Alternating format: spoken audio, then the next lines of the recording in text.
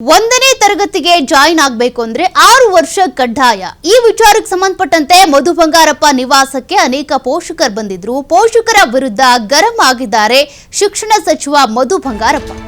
ಬೆಂಗಳೂರಿನ ಸದಾಶಿವನಗರದಲ್ಲಿರುವ ನಿವಾಸಕ್ಕೆ ಪೋಷಕರು ಬಂದಿದ್ದಾರೆ. ಮನೆವರೆಗೂ ಯಾಕೆ ಬಂದಿರಿ ಅಂತ ಪ್ರಶ್ನೆ ಮಾಡಿದ್ದಾರೆ ಸಚಿವ ಮಧು ಬಂಗಾರಪ್ಪ. ಶಿಕ್ಷಣ ಸಚಿವ ಮಧು ಬಂಗಾರಪ್ಪ ಅವರ ಮನೆಗೆ ಹೋಗಿದ್ದಾರೆ ನೇರವಾಗಿ ಪೋಷಕರು. ಈ ರೀತಿಯಾಗಿ 6 ವರ್ಷ ಕಡ್ಡಾಯ ಅನ್ನುವಂಥದ್ದೇನಿದೆ, 2-3 ದಿನ ಕಮ್ಮಿ ಆದ್ರೂ ಕೂಡ ಜಾಯಿನ್ ಮಾಡೋಂಗಿಲ್ಲ. 1ನೇ ತರಗತಿಗೆ ಸೇರಿಸಬೇಕು ಅಂದ್ರೆ 6 ವರ್ಷ ಆಗಿರ್ಲೇಬೇಕು. 6 ವರ್ಷಕ್ಕೆ 1 ದಿನನೂ 2 ದಿನನೂ ಕಮ್ಮಿ ಇದೆ ಅಂದ್ರೂ ಕೂಡ ನೀವು 1ನೇ ತರಗತಿಗೆ ಮಕ್ಕಳನ್ನ ಸೇರಿಸ್ಕೊಳ್ಳೋದಿಲ್ಲ, ಪ್ರವೇಶಾತಿ ಸಿಗೋದಿಲ್ಲ. ಈ ವಿಚಾರಕ್ಕೆ ಸಂಬಂಧಪಟ್ಟಂತೆ ಅನೇಕ ಪೋಷಕರಿಗೆ ಈಗ ಗೊಂದಲ ಶುರುವಾಗ್ಬಿಟ್ಟಿದೆ. ಇದೊಂದು 2 ದಿನ ಕಮ್ಮಿ ಆಯ್ತು ಅನ್ನೋ ಕಾರಣಕ್ಕೆ ಮತ್ತೂ 1 ವರ್ಷ ಕಾಯ್ಬೇಕಲ್ಲ ಅನ್ನುವಂಥ ಫಜೀತಿ ಇದೆ. ಹಾಗಾಗಿನೇ ಪೋಷಕರು ಸಚಿವ ಮಧು ಬಂಗಾರಪ್ಪರ ನಿವಾಸಕ್ಕೆ ಬೆಂಗಳೂರಿನಲ್ಲಿರುವಂಥ ಸದಾಶಿವನಗರಕ್ಕೆ ಹೋಗಿದ್ರು. ಈ ಸಂದರ್ಭದಲ್ಲಿ ಮನೆವರೆಗೂ ಯಾಕೆ ಬಂದಿದ್ದೀರಿ ಅಂತ ಸಚಿವ ಮಧು ಬಂಗಾರಪ್ಪ ಅವರು ಫುಲ್ ಗರಂ ಆಗಿ ಮಾತನಾಡಿದ್ದಾರೆ. ಕಡ್ಡಾಯ ಅನ್ನುವಂಥದ್ದು ಈಗಾಗಲೇ ಬಂದ್ ಹಾಕಿದೆ, ಆದರೂ ಕೂಡ ನೀವು ಮನೆವರೆಗೂ ಬರುವಂಥದ್ದು ಏನಿತ್ತು ಅಂತ ಪೋಷಕರ ಮೇಲೇನೆ ಸಚಿವ ಮಧು ಬಂಗಾರಪ್ಪ ಗರಂ ಆಗಿದ್ದಾರೆ. ಪಾಪ ಪೋಷಕರಿಗೆ ಒಂದು ರೀತಿ ಫಜೀತಿ ಇದು. ಈ 1 ವರ್ಷ ವೇಸ್ಟ್ ಆಗ್ಬಿಡುತ್ತಲ್ಲ, 1 ದಿನ 2 ದಿನ ಕಮ್ಮಿ ಆಯ್ತು ಅನ್ನುವಂಥ ಕಾರಣಕ್ಕೆ ಏನು ಮಾಡೋದು ಅನ್ನುವಂಥ ಗೊಂದಲ ಇದೆ. ಹಾಗಾಗಿನೇ ಸಚಿವರ ಬಳಿ ಮನವಿ ಮಾಡ್ಕೊಳ್ಳೋದಕ್ಕೆ ಹೋಗಿದ್ದಾರೆ. ಏನಾದರೂ ಒಂದು ರಿಲ್ಯಾಕ್ಸೇಷನ್ ಸಿಗಬಹುದೇನೋ, 6 ವರ್ಷ ಕಡ್ಡಾಯ ಅಂತ ನೀವು ಮಾಡಿಬಿಟ್ರೆ 1 ದಿನ 2 ದಿನಕ್ಕೆ ಕಡಿಮೆ ಬಿತ್ತು ಅನ್ನುವಂಥ ಕಾರಣಕ್ಕೆ ಇನ್ನೂ 1 ವರ್ಷ ವೆಯ್ಟ್ ಮಾಡಬೇಕಲ್ಲ, ವೇಸ್ಟ್ ಆಗುತ್ತಲ್ಲ ಅನ್ನುವಂಥ ಕಾರಣಕ್ಕೆ ಏನಾದರೂ ಸಲಹೆ ಕೊಡ್ತಾರೆ ಅಂತ ಹೋಗಿದ್ದಾರೆ. ಬಟ್ ಶಿಕ್ಷಣ ಸಚಿವ ಮಧು ಬಂಗಾರಪ್ಪ ಫುಲ್ ಗರಂ ಆಗಿಬಿಟ್ಟಿದ್ದಾರೆ ಅಲ್ಲಿ ಬಂದಂಥ ಪೋಷಕರ ವಿರುದ್ಧ.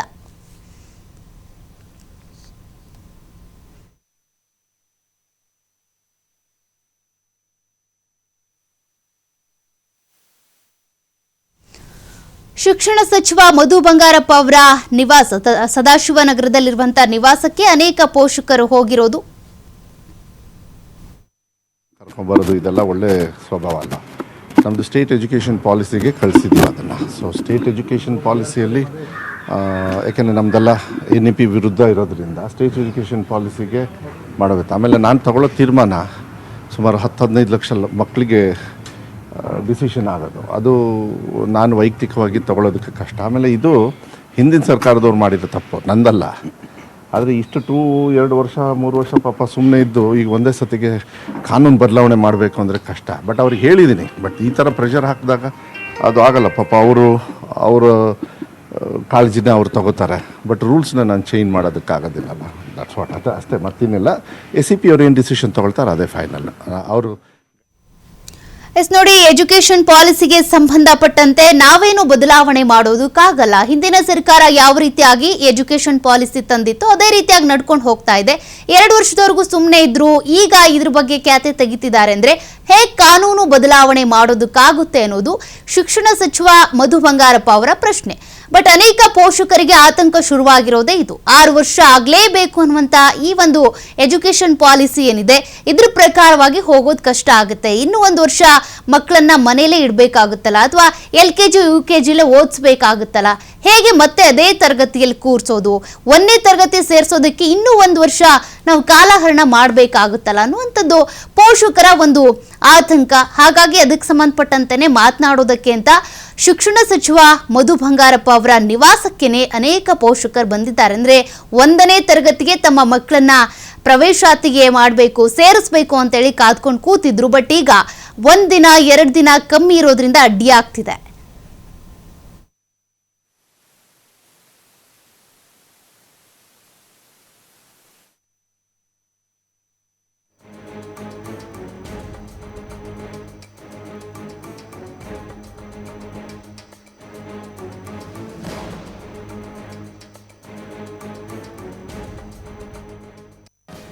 ನೋಡಿ, ಮಧು ಬಂಗಾರಪ್ಪ ಅವರ ನಿವಾಸಕ್ಕೆ ಹೋದಂತ ಸಂದರ್ಭದಲ್ಲಿ ಅಟ್ಲೀಸ್ಟ್ ಒಂದು ಸಂಯಮ ಇರಬೇಕಾಗಿತ್ತು ಮಧು ಬಂಗಾರಪ್ಪ ಅವ್ರಿಗೆ.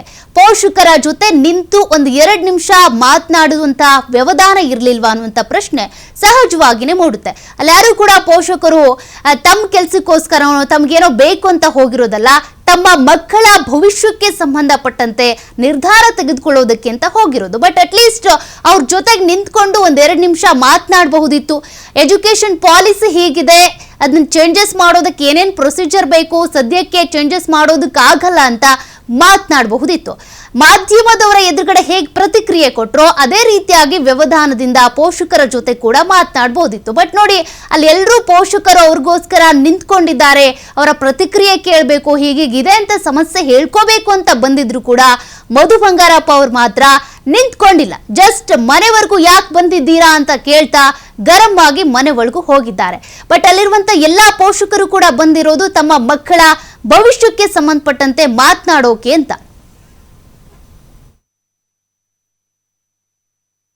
ಅವರಿಗೆ ಸುಮಾರು ಸತಿ ಮೀಟ್ ಮಾಡಿದರೆ ಯಾವಾಗಲೂ ಕೂಡ ಮಾಡ್ತೀನಿ. ಹಿಂಗೆ ಮಾಧ್ಯಮದವ್ರನ್ನ ಕರ್ಕೊಂಬರೋದು ಇದೆಲ್ಲ ಒಳ್ಳೆ ಸ್ವಭಾವ ಅಲ್ಲ.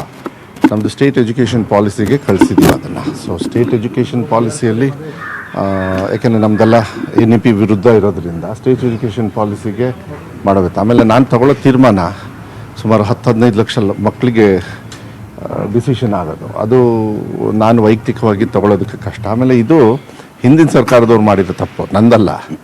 ಆದರೆ ಇಷ್ಟು 2 ವರ್ಷ 3 ವರ್ಷ ಪಾಪ ಸುಮ್ಮನೆ ಇದ್ದು ಈಗ ಒಂದೇ ಸತಿಗೆ ಕಾನೂನು ಬದಲಾವಣೆ ಮಾಡಬೇಕು ಅಂದರೆ ಕಷ್ಟ. ಬಟ್ ಅವ್ರಿಗೆ ಹೇಳಿದ್ದೀನಿ, ಬಟ್ ಈ ಥರ ಪ್ರೆಷರ್ ಹಾಕಿದಾಗ ಅದು ಆಗಲ್ಲ. ಪಾಪ ಅವರ ಕಾಳಜಿನ ಅವ್ರು ತಗೋತಾರೆ. ಬಟ್ ರೂಲ್ಸ್ನ ನಾನು ಚೇಂಜ್ ಮಾಡೋದಕ್ಕಾಗೋದಿಲ್ಲಲ್ಲ. ದಟ್ಸ್ ವಾಟ್, ಅದು ಅಷ್ಟೇ, ಮತ್ತೇನಿಲ್ಲ.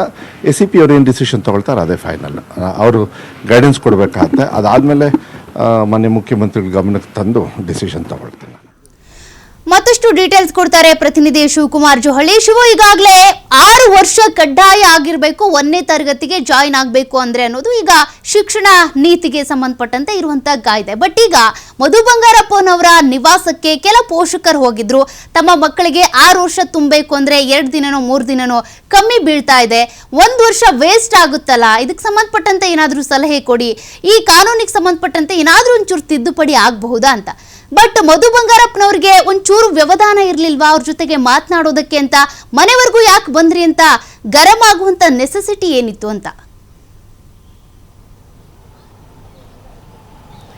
ಸೌಖ್ಯ, ಇವತ್ತು ಪೋಷಕರು ಮಧು ಬಂಗಾರಪ್ಪ ಅವರ ಸದಾಶಿವನಗರದ ನಿವಾಸಕ್ಕೆ ಭೇಟಿಯನ್ನು ಕೊಟ್ಟಿದ್ದರು. ಯಾಕೆಂದರೆ ಈಗ ಕಡ್ಡಾಯವಾಗಿ 6 ವರ್ಷ ಆಗಿರಬೇಕು 1ನೇ ತರಗತಿಗೆ ಅಂತೇಳಿ ಕಾನೂನನ್ನು ಮಾಡಿರೋದ್ರಿಂದ ಸಹಜವಾಗಿ ಸಾಕಷ್ಟು ಮಕ್ಕಳಿಗೆ, ಸುಮಾರು 6 ಲಕ್ಷ ಮಕ್ಕಳಿಗೆ ಇದು ತೊಂದರೆ ಆಗುತ್ತೆ ಅನ್ನುವಂಥದ್ದು ಪೋಷಕರ ಅಭಿಪ್ರಾಯ. ಯಾಕೆಂದರೆ ಎಲ್ರಿಗೂ ಕೂಡ ಮಕ್ಕಳೇ ಇದ್ದಾರೆ, ಈಗ ನಮಗೂ ಕೂಡ ಇದ್ದಾರೆ, ಎಲ್ರಿಗೂ ಕೂಡ ಇದ್ದಾರೆ. ಹಾಗಾಗಿ ಎಲ್ರಿಗೂ ಕೂಡ ಈ ಸಮಸ್ಯೆ ಅನ್ವಯ ಆಗತ್ತೆ. ಇದಕ್ಕೆ ಒಂದು ಪರಿಹಾರವನ್ನು ಕೊಡಿ ಅಂತೇಳಿ ಇವತ್ತು ಮಧು ಬಂಗಾರಪ್ಪ ಅವರ ನಿವಾಸಕ್ಕೆ ಪೋಷಕರು ಬಂದಿದ್ದರು. ಆ ಸಂದರ್ಭದಲ್ಲಿ ಮಧು ಬಂಗಾರಪ್ಪ ಅವರು ಅವರ ಜೊತೆ ಬಹಳ ನಾಜೂಕಾಗಿ ವ್ಯವಹರಿಸಬೇಕಾಗಿತ್ತು. ಅವರ ಸಮಸ್ಯೆಗಳೇನಿತ್ತು ಅದನ್ನು ಸರಿಪಡಿಸ್ತೇವೆ ಅನ್ನುವಂಥ ಒಂದು ಭರವಸೆಯನ್ನು ಕೊಡಬೇಕಾಗಿತ್ತು. ಇಲ್ಲ, ಮುಖ್ಯಮಂತ್ರಿಗಳ ಜೊತೆ ಇದನ್ನು ಕೂತು ನಾವೆಲ್ಲರೂ ಕೂಡ ಸರಿಪಡಿಸೋಣ, ನಮಗೂ ಕೂಡ ಇದರ ಬಗ್ಗೆ ಅರಿವಿದೆ ಅನ್ನುವಂಥ ಒಂದು ಮಾತನ್ನು ಹೇಳಿ ಅವರನ್ನು ಸಮಾಧಾನ ಪಡಿಸಬಹುದಾಯಿತು. ಆದರೆ ಅವರ ಪೋಷಕರ ವಿರುದ್ಧವಾಗಿ ಅವರು ಅಸಮಾಧಾನಗೊಂಡಿರುವಂಥ ಪ್ರಯತ್ನ ಇವತ್ತಾಗಿದೆ. ಅದರ ಜೊತೆಗೆ ಮಾಧ್ಯಮಗಳ ಮೇಲೂ ಕೂಡ ಅವರು ಅಸಮಾಧಾನಗೊಂಡಿದ್ದಾರೆ. ಯಾಕೆಂದರೆ ಈ ಒಂದು ಯೋಚನೆ ನಾವು ಮಾಡಬೇಕಾಗತ್ತೆ. ಯಾಕೆಂದರೆ 6 ವರ್ಷ ಕಡ್ಡಾಯ ಮಾಡಿರೋದ್ರಿಂದ ಈಗ ಫ್ರೀ ನರ್ಸರಿ ಮಕ್ಕಳು ಓದಿರ್ತಾರೆ, ನಂತರ LKG UKG ಮಕ್ಕಳು ಈಗ 1ನೇ ಕ್ಲಾಸಿಗೆ ಸೇರಿಸ್ಬೇಕು ಅಂದರೆ 1 ತಿಂಗಳು ನಿಮಗೆ ಡಿಸ್ಟೆನ್ಸ್ ಇದೆ ಅಂದ್ರೂ ಈಗ 5 ತಿಂಗಳು 9 ತಿಂಗಳು 5 ವರ್ಷ 9 ತಿಂಗಳಾಗಿದೆ ಅಂದರೆ, ಅಥವಾ 1-2 ದಿನಗಳು ಕಮ್ಮಿ ಇದೆ ಅಂದರೂ ಕೂಡ ಇದಕ್ಕೆ ಕಾನೂನಿನಲ್ಲಿ ಅವಕಾಶ ಇಲ್ಲ ಸೇರಿಸ್ಕೊಳ್ಳೋದಕ್ಕೆ ಅಂತೇಳಿ ಈಗ ಸಬೂಬುಗಳನ್ನು ಹೇಳ್ತಾ ಇದ್ದಾರೆ. ಸೊ ಅಂಥ ಮಕ್ಕಳ ಭವಿಷ್ಯ ಏನಾಗಬೇಕು? ಯಾಕೆಂದರೆ ಮತ್ತೆ 1 ವರ್ಷ ಅವರು ಮಕ್ಕಳನ್ನು ಅಲ್ಲೇ ಕೂರಿಸ್ಬೇಕಾಗತ್ತೆ. ಈಗ 3 ವರ್ಷ ಅವರು ಓದ್ಬಿಟ್ಟಿರ್ತಾರೆ, ನಂತರದಲ್ಲಿ ಅವರ ಮಕ್ಕಳನ್ನ ಮನೆಯಲ್ಲೇ ಕೂರಿಸ್ಬೇಕು ಅಂದರೆ ಅವರ ಎಜುಕೇಷನ್ ಏನಾಗುತ್ತೆ ಅನ್ನುವಂಥದ್ದು ಪೋಷಕರ ಆತಂಕ. ಸೊ ಹಾಗಾಗಿ ಇವತ್ತು ಮಧು ಬಂಗಾರಪ್ಪ ಅವರ ನಿವಾಸಕ್ಕೆ ಅವರು ಪೋಷಕರು ನ್ಯಾಯವನ್ನು ಕೇಳಬೇಕು, ಇದನ್ನು ಸಮಸ್ಯೆಯನ್ನು ಸರಿಪಡಿಸಬೇಕು. ಇದು ಕೇವಲ ನಮ್ಮಿಬ್ಬರ ಸಮಸ್ಯೆ ಅಲ್ಲ, ಇದು ರಾಜ್ಯದಲ್ಲಿರುವಂತಹ ಸಾವಿರಾರು ಪೋಷಕರ ಸಮಸ್ಯೆ ಕೂಡ ಹೌದು. ಹಾಗಾಗಿ ಇದಕ್ಕೆ ಒಂದು ಸರ್ಕಾರ ನ್ಯಾಯವನ್ನು ಕೊಡಬೇಕು ಅನ್ನುವಂಥ ನಿಟ್ಟಿನಲ್ಲಿ ಶಿಕ್ಷಣ ಸಚಿವರ ನಿವಾಸಕ್ಕೆ ಬಂದಿದ್ದರು. ಆದರೆ ಶಿಕ್ಷಣ ಸಚಿವರು ಈ ರೀತಿಯಾಗಿ ಅಸಮಾಧಾನವನ್ನು ವ್ಯಕ್ತಪಡಿಸಿರೋದ್ರಿಂದ ಈಗ ಪೋಷಕರಿಗೂ ಕೂಡ ಸಹಜವಾಗಿ ನೋವಾಗಿದೆ. ನಮ್ಮ ಜೊತೆ ಸಾಕಷ್ಟು ಪೋಷಕರು ಕೂಡ ಇದ್ದಾರೆ. ಡಾಕ್ಟರ್ ಸಾಗರ್ ಅವರು ಕೂಡ ಇದ್ದಾರೆ, ಕೇಳೋಣ ಏನಕ್ಕೆ ಬಂದಿದ್ರು. ಸರ್, ಏನು ಹೇಳಿದರು? ಸರ್ ನಮಸ್ಕಾರ. ಮಾರ್ಚ್ 6ನೇ ತಾರೀಕು ನಮ್ಮ ಮಾನ್ಯ ಶಿಕ್ಷಣ ಸಚಿವರು ಇದೇ ನಿಮ್ಮ ಥರ ಸಂದರ್ಶನದಲ್ಲಿ ಹೇಳಿದರು, 1-2-3 ದಿನದಲ್ಲಿ ಪ್ರೋ ಪೀಪಲ್ ಪಾಲಿಸಿನ ಕೊಡ್ತೀನಿ, ಯಾವುದೇ ಮಕ್ಕಳಿಗೆ ಪೋಷಕರಿಗೆ ಕಷ್ಟ ಕೊಡೋಕ್ಕೆ ನಮಗೆ ಸರ್ಕಾರಕ್ಕೆ ಇಷ್ಟ ಇಲ್ಲ ಅಂತ. ನಾವು ಅದನ್ನೇ ನಂಬ್ಕೊಂಡು ಶಾಲೆಗಳಿಗೆ ಅದನ್ನೇ ಹೇಳಿದ್ವಿ, ನೋಡಿ ಸಾಹೇಬ್ರು ಹೇಳಿದ್ದಾರೆ ಮಾಡ್ತಾರೆ ಕಾಯಿರಿ ಅಂತ. ಬಟ್ ಈಗೇನಾಗಿದೆ, ಈ ತಿಂಗಳು ಮುಗಿತಾ ಇದ್ದಂಗೆ ಶಾಲಾ ಅಡ್ಮಿಷನ್ಸ್ ಎಲ್ಲ ಮುಗ್ದೋಗುತ್ತೆ. ಅವರು ಶಾಲೆಗಳಿಂದ ನಮಗೆ ಪ್ರೆಷರ್ ಮಾಡ್ತಿದ್ದಾರೆ, ಫೀಸ್ ಕಟ್ಟಿ ಇಲ್ಲ UKG ರಿಪೀಟ್ ಮಾಡಿ, ಅಥವಾ ಒಂದು ವರ್ಷ ನೀವು ಮನೇಲಿ ಇಟ್ಕೊಂಬಿಡಿ ಮಕ್ಕಳನ್ನ. ಆ ಒತ್ತಡ ನಮ್ಮ ಮೇಲಿದೆ. ಅದಕ್ಕೆ ನಾವು ಬಂದು ಮತ್ತೆ ಮನವಿ ಕೊಡೋಕ್ಕೆ ಬಂದಿದ್ವಿ. ಬಟ್ ಅವರು ನಮ್ಮ ಮೇಲೆ ಪ್ರೆಷರ್ ಕೊಡಬೇಡಿ ಅಂತಾರೆ. ಅದು ಹೆಂಗಾಗುತ್ತೆ ಸರ್? ಈಗ ಸಮಸ್ಯೆ ಏನಿದೆ ಅದನ್ನು ಯಾವ ಟೈಮ್ಗೆ ಪರಿಹಾರ ಮಾಡಬೇಕು ಅವಾಗ ಮಾಡಿಲ್ಲ ಅಂದರೆ ಅದು ಉಪಯೋಗನೂ ಆಗೋದಿಲ್ಲ. ಆಮೇಲೆ ಅವ್ರ ಪರಿಹಾರ ತಡವಾಗಿ ಕೊಟ್ಟರೆ ಪರಿಹಾರ ಇಲ್ಲ. ಎಷ್ಟು ಜನ ಮಕ್ಕಳಿಗೆ ಸುಮಾರು 6 ಲಕ್ಷ ಜನ ಮಕ್ಕಳಿಗೆ ತೊಂದರೆ ಆಗ್ತಿದೆ ಸರ್. ಅದನ್ನೇ ನಾವು ಕೈ ಜೋಡಿಸಿ ಕೇಳ್ತೀವಿ. ಯಾಕೆಂದರೆ ಮುಂದೆ ಈ ಮಕ್ಕಳಿಗೆ ಅದು ಅವ್ರಿಗೆ ಮಾನಸಿಕ ಮಚ್ಚೆ ಥರ ಆಗ್ಬಿಡುತ್ತೆ. ಲೈಫ್ ಲಾಂಗ್ ಅವ್ರ ಸ್ನೇಹಿತರು ಇರ್ಬೋದು ಅಥವಾ ಬೇರೆ ಕಸಿನ್ಸ್ ಇರ್ಬೋದು, ಅವರೆಲ್ಲ ಅವ್ರಿಗೆ ಇದ್ರ ಬಗ್ಗೆನೇ ರ್ಯಾಗಿಂಗು, ಬುಲ್ಲಿಂಗು ಎಲ್ಲ ಆಗ್ಬಿಡುತ್ತೆ ಸರ್. ಲೈಫ್ ಲಾಂಗ್ ಅವ್ರಿಗೊಂದು ಟ್ರಾಮಾ ಆಗಿ ಪೋಸ್ಟ್ ಟ್ರಾಮ್ಯಾಟಿಕ್ ಸ್ಟ್ರೆಸ್ ಡಿಸಾರ್ಡರ್ ಥರ ಆಗ್ಬಿಟ್ಟು ಮಾನಸಿಕ ಸಮಸ್ಯೆಗೆ ಒಳಗಾಗ್ತಾರೆ ಸರ್. ಆ್ಯಂಡ್ ಎಷ್ಟೊಂದು ಪೋಷಕರು ಕೂಲಿ ಮಾಡಿಕೊಂಡು ಸಾಲ ಮಾಡ್ಕೊಂಡು ಮಕ್ಕಳನ್ನ ಓದಿಸ್ತಾ ಇರ್ತಾರೆ ಸರ್. ಎಲ್ಲರೂ ಅಷ್ಟು ಫೀಸ್ ಒಂದು ಎಕ್ಸ್ಟ್ರಾ ವರ್ಷ ಕಟ್ಟೋಕ್ಕಾಗುತ್ತೆ ಸರ್. ಒಂದು ವರ್ಷ ಒಂದು ವರ್ಷ ಮಕ್ಕಳನ್ನ ಮನೇಲಿ ಇಟ್ಕೊಂಡ್ರೆ ಅವರ ಇಂಪ್ರೂವ್ಮೆಂಟ್ಗೆ, ಬೆಳವಣಿಗೆಗೆ ಉಪಯೋಗ ಆಗುತ್ತೆ ಸರ್. ಅದನ್ನೆಲ್ಲ ಅವರು ಗಮನದಲ್ಲಿ ಇಟ್ಕೊಂಡು ಬೇಗ ಒಳ್ಳೆ ನಿರ್ಧಾರ ತಗೋತಾರೆ ಅಂತ ನಂಬಿದ್ದೀವಿ. ನಮಗೂ ಗೊತ್ತಿಲ್ಲ. ಅದನ್ನೇ ನಾವು ಮಾನ್ಯ ಮುಖ್ಯಮಂತ್ರಿಗಳು ಸಿದ್ದರಾಮಯ್ಯನವರು, ಉಪಮುಖ್ಯಮಂತ್ರಿಗಳು DK ಶಿವಕುಮಾರ್ ಅವರು ಹಾಗೂ ನಮ್ಮ ಶಿಕ್ಷಣ ಸಚಿವರು ಎಲ್ಲರಿಗೂ ಕೈ ಮುಗಿದು ಕೇಳ್ಕೊತಾ ಇದ್ದೀವಿ, ದಯವಿಟ್ಟು ಈ ಮಕ್ಕಳಿಗೆ ಅನ್ಯಾಯ ಮಾಡಬೇಡಿ, ಒಳ್ಳೆ ಪಾಲಿಸಿನೇ ಕೊಡಿ ಅಂತ ಕೇಳ್ಕೊತೀವಿ ಸರ್. ಅದೇ ಮಕ್ಕಳಿಗೆ ಒಂದು ಮಾನಸಿಕವಾಗಿ ಹಿಂಸೆ ಸರಿ, ಫೈನಾನ್ಷಿಯಲಿ ಇದು ಒಂದು ವಿಷಯ. ಅದ್ರ ಜೊತೆಗೆ ಭಾಳ ಮುಖ್ಯ ಏನಂತಂದರೆ, ಹಿಂದೆ ಇರೋ ಮಕ್ಕಳೆಲ್ಲ 6 ವರ್ಷದೊಳಗೆ ಫಸ್ಟ್ ಸ್ಟ್ಯಾಂಡರ್ಡ್ ಸ್ಕೂಲಿಗೆ ಸೇರಿಸಿ ಅವ್ರದ್ದು ಕರಿಯರ್ ಎಲ್ಲ ಮುಂದುವರ್ಸ್ಕೊಂಡು ಹೋಗಿರ್ತಾರೆ. ಸೊ ಇವತ್ತಿನ ಮಕ್ಕಳಿಗೆ 6 ವರ್ಷ ಆದಮೇಲೆ ಅವರು ಫಸ್ಟ್ ಸ್ಟ್ಯಾಂಡರ್ಡ್ಗೆ ಹೋಗ್ಬೇಕಂತಂದರೆ ಅವರು ನಾಳೆ ಒಂದು ಎಜುಕೇಷನ್ ಮುಗಿದಾದ್ಮೇಲೆ ಏನೊಂದು ಕೆಲಸ ಮಾಡಲಿಕ್ಕೆ ಶುರು ಮಾಡ್ತಾರಲ್ಲ, ಅದು ಕೂಡ ಒಂದು ವರ್ಷ ಅವ್ರಿಗೆ ಹಿಂದೆ ಬಿದ್ದಂಗೆ ಆಗುತ್ತೆ. ಒಂದು ರೀತಿಯಿಂದ ನಾವು ನೋಡಿದರೆ ದೇಶದಲ್ಲಿ ಪ್ರತಿಯೊಂದು ಪ್ರಗತಿ ಆಗಬೇಕಂತ ಕೇಳ್ಕೊತೇವೆ. ಇಲ್ಲಿ ನೋಡಿದರೆ ಹಿನ್ನಡೆ ಇದೆ. ಇಲ್ಲಿ ಅಂದರೆ ನಮ್ಮದೇ ಒಂದು ವರ್ಕ್ ಫೋರ್ಸ್ ಅಂತ ಏನಿದೆವಲ್ಲ, ಒಂದು 15 ವರ್ಷನೋ 18 ವರ್ಷನೋ ಆದಮೇಲೆ ಇದೇನು ವರ್ಕ್ ಫೋರ್ಸ್ ಅಂತ ಏನು ಬರುತ್ತಲ್ಲ, ಅವ್ರನ್ನ ಒಂದು ವರ್ಷ ತಡಿ ಹಿಡ್ದಂಗೆ ಆಗುತ್ತೆ.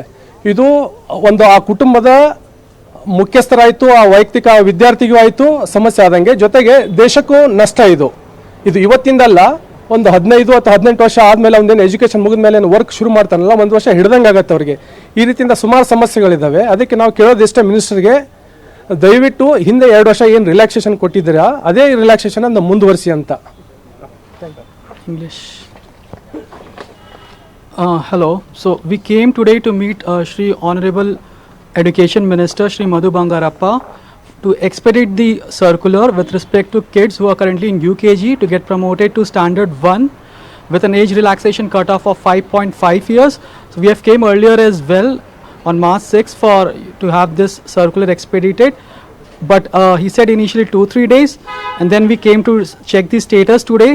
So, and we have earlier met the PS commissioner as well. The PS said like it will come out by Wednesday last week, but again it didn't came. So we came to follow up the status with the education minister, where he told like it has gone to the state education basically, and they will be taking care of it. Like he will not be taking care of it now. So we are very much helpless. The school is pressurizing to us. The school is already closed currently. And so we are in helpless, like what to do now. And the school is also asking for the fees currently, since the school is closed and the summer vacation have started. Sir, ನಾವು ಮಕ್ಕಳನ್ನ ಸೇರಿಸಿದಾಗ ಈ policy ಇರಲಿಲ್ಲ. So 3 ವರ್ಷ ಹಿಂದೆ ನಾವು ಮಕ್ಕಳನ್ನ ಯಾವಾಗ ಸೇರಿಸಿದ್ವೋ ಆವಾಗ ಈ ಪಾಲಿಸಿ ಬಂದಿರಲಿಲ್ಲ. ಸೊ ಇವಾಗ 3 ವರ್ಷ ಆಯಿತು. ಇವಾಗ ಫಸ್ಟ್ ಕ್ಲಾಸ್ ಸೇರ್ಬೇಕು ಮಗು. ಮಾಂಟಿಸರಿ 1, 2, 3 ಕಂಪ್ಲೀಟ್ ಮಾಡಿದ್ರು. ನೆನ್ನೆಗೆ ಲಾಸ್ಟ್ ಡೇ ಇತ್ತು. ಸೊ ಇವಾಗ ಫಸ್ಟ್ ಕ್ಲಾಸ್ ಹೋಗೋವಾಗ ಅವ್ರು ಫಸ್ಟ್ ಕ್ಲಾಸ್ ಹೋಗ್ತಾರೋ ಇಲ್ವೋ ಅಂತ ಗ್ಯಾರಂಟಿ ಇಲ್ಲ. ಸೊ ನಾವು ಇವಾಗ ನೋಡಿದ್ರೆ ಲಾಸ್ಟ್ ಇಯರ್ ಆಲ್ಸೋ ಸಿದ್ದರಾಮಯ್ಯ ಅವರು ಹೇಳಿದರು NEP ಪಾಲಿಸಿ ಸ್ಕ್ರಾಪ್ ಮಾಡ್ತೀವಿ ಅಂತ. ಸ್ಕೂಲ್ಸು ಪರ್ಮಿಷನ್ ಕೊಟ್ಟರು ಮುಂದಕ್ಕೆ ಹೋಗಿ ಅಂತ. ಸೊ ಇವಾಗ ಫಸ್ಟ್ ಕ್ಲಾಸ್ ಬರೋವಾಗ ಇವಾಗ ಮತ್ತೆ ರಿಪೀಟ್ ಮಾಡು ಅಂತ ಹೇಳೋದು ತಪ್ಪು. Please give us justice. Request the current government of Karnataka, Shri Siddaramaiah ಅವರು, DK ಶಿವಕುಮಾರ್ ಅವರು, ಮಧು ಬಂಗಾರಪ್ಪ ಅವರು ಇನ್ನೊಂದು ಸತಿ ಕನ್ಸಿಡರ್ ಮಾಡಿ ಮಕ್ಕಳಿಗೆ ಮೋಸ ಆಗ್ದಂಗೆ ನೋಡ್ಕೊಳ್ಳಿ ಅಂತ ರಿಕ್ವೆಸ್ಟ್ ಮಾಡ್ತೀವಿ. ಸ್ವಸ್ತಿ. Thank you. ಓಕೆ. ಸಂಖ್ಯಾ ಇದಿಷ್ಟು ಪೋಷಕರ ಅಭಿಪ್ರಾಯ. ನಮಗೆ ಯಾಕೆಂದರೆ ಮಕ್ಕಳು 1 ವರ್ಷ ವೇಸ್ಟ್ ಆಗೋದಕ್ಕೆ ಅವಕಾಶವನ್ನು ಮಾಡಿಕೊಡ್ಬೇಡಿ. ಆ ಮಕ್ಕಳ ಒಂದು ವಿದ್ಯಾಭ್ಯಾಸಕ್ಕೆ ಈ ಬಾರಿ ನೀವು ವಯೋಮಿತಿಯನ್ನು ಸಡಿಲಿಕೆ ಮಾಡಿ ಅನ್ನುವಂಥ ಒಂದು ಅಭಿಪ್ರಾಯವನ್ನು ಕೂಡ ಅವರು ವ್ಯಕ್ತಪಡಿಸ್ತಾ ಇರುವಂಥದ್ದನ್ನು ಈಗಷ್ಟೇ ನೀವು ಗಮನಿಸಿದ್ರಿ. ಹಾಗಾಗಿ ಮಧು ಬಂಗಾರಪ್ಪ ಅವರು ಇದರ ಬಗ್ಗೆ ಗಮನವನ್ನು ಹರಿಸಬೇಕಾಗತ್ತೆ. ಮುಖ್ಯಮಂತ್ರಿಗಳ ಜೊತೆ ಚರ್ಚೆಯನ್ನು ಮಾಡಿ ಇದರ ಬಗ್ಗೆ ಒಂದು ತೀರ್ಮಾನಕ್ಕೆ ಬರ್ತೇವೆ ಅಂತೇಳಿ ಮಧು ಬಂಗಾರಪ್ಪ ಅವರು ಕೂಡ ಹೇಳಿದ್ದಾರೆ. ಹಾಗಾಗಿ ಏನು ಮಾಡ್ತಾರೆ ಅನ್ನುವಂಥದ್ದನ್ನು ನೋಡಬೇಕಾಗತ್ತೆ. ಸೌಖ್ಯ. Okay, thank you Shivakumar ಡೀಟೇಲ್ಸ್ಗೆ.